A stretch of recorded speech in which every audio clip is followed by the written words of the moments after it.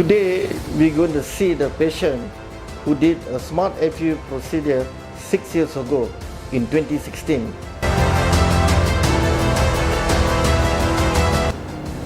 Six years ago, he was male pattern hair loss level 6. Don't have here hair here, and behind there's no hair. And now let's see the progress. It's very natural. The height has increased. Patient is very happy.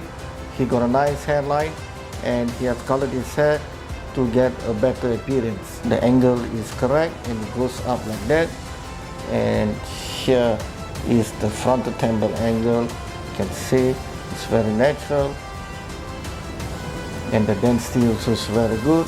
The angle, the direction, all are in place correctly. How do you feel? It's already 6 years after doing the SMART FUE procedure.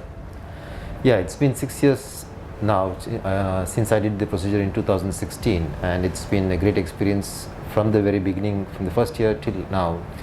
And I got very good feedback from my friends and relatives as well in terms of the hair.